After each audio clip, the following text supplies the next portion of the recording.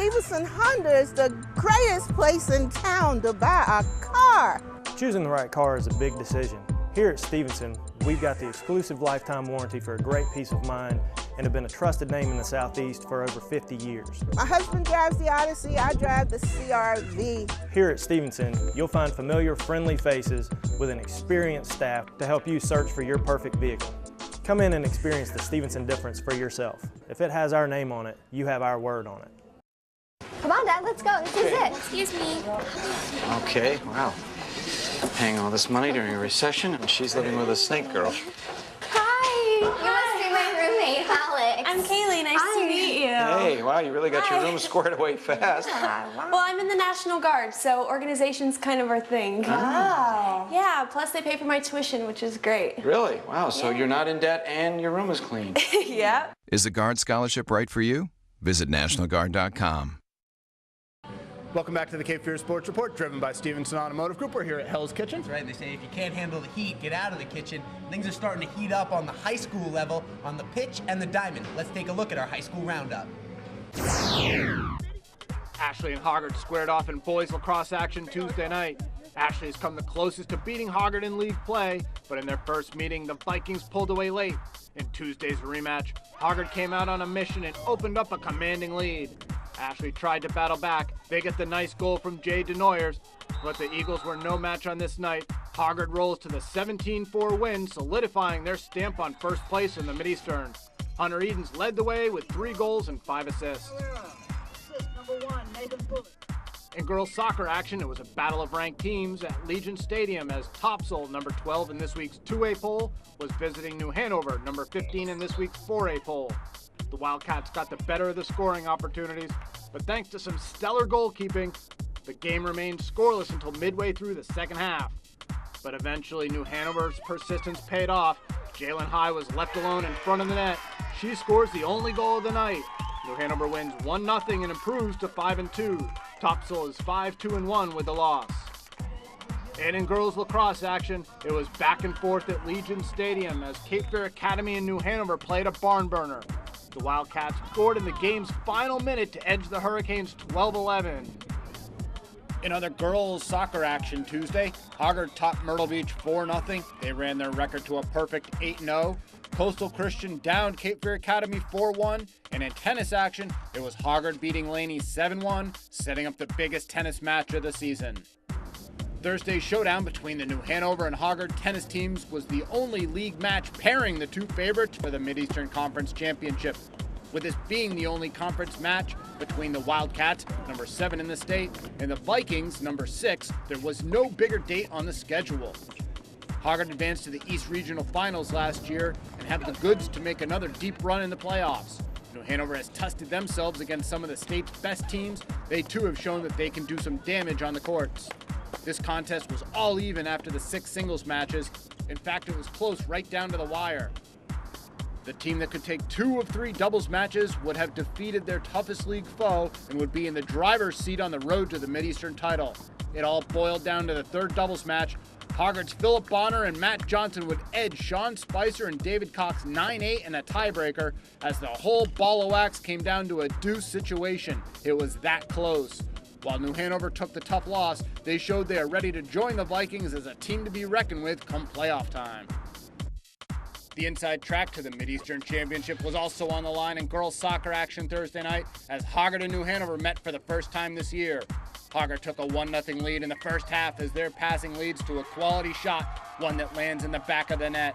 The Lady Vikings came in with a perfect 8-0 record, ranked 4th in the state. Coach Al Pastore's New Hanover squad entered ranked 15th in the state. They were down but not out. They tied the score at 1 on this free kick midway through the first half, looking for the big home win at Legion Stadium.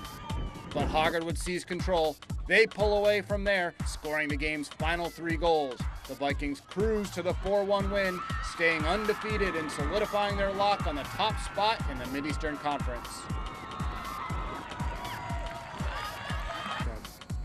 You know, as much as you try to dodge rivalries sometimes, you know, and just say it's another game, I realize that I can't erase the fact that it is a rivalry, but really tried to focus and concentrate on the fact that it's just another opportunity to go out and show what we can do and try to play a good competitive game and have a nice match. And I thought that's what it was tonight.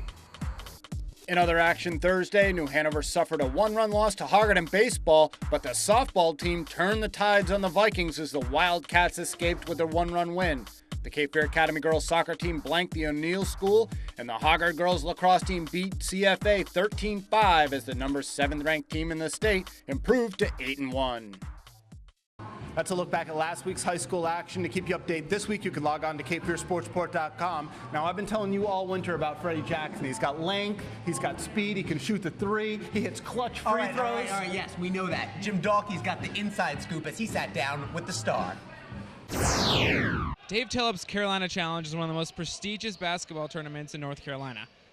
High school players from all over the state are coming to show off their skills, including New Hanover's own Freddie Jackson. I talked to him about his recruitment and what it's like being here at the Carolina Challenge. Last weekend, the top 80 high school basketball juniors, sophomores, and freshmen in North Carolina gathered at Cary Academy for the Carolina Challenge. New Hanover's Freddie Jackson received an invite to the elite event, which kicks off the summer travel circuit for many of the athletes. Jackson was the only player representing the Port City at the event, and for New Hanover, he averaged over 14 points a game, 7 rebounds, and 7 assists. The Carolina Challenge, which is in its 4th year, brings elite talent every March, highlighted this year by Tar Heel commit P.J. Harrison, who's a big-time dunker and arguably the best shooter in the class, and top 10 prospect Quincy Miller, who is undecided but will likely end up at Duke or Kentucky. Jackson was in awe of the level of talent gathered in Cary. It's just amazing, like a whole bunch of people, and I ain't seen this many good players before in one place playing on the same court. It's just good exposure. Being exposed to top talent is a good thing for a player like Jackson, and there was no shortage of it last weekend.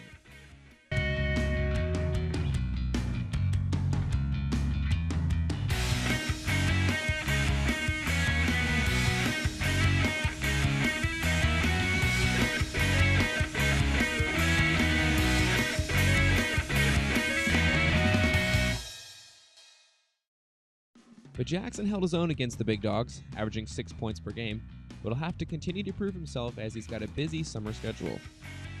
I'm going to like a couple of team camps, VCU team camp, Wake Forest, Elite Skill Camp, and a couple others.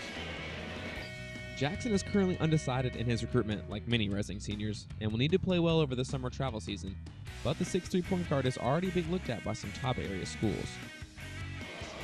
VCU, South Carolina, Wake Forest, who else?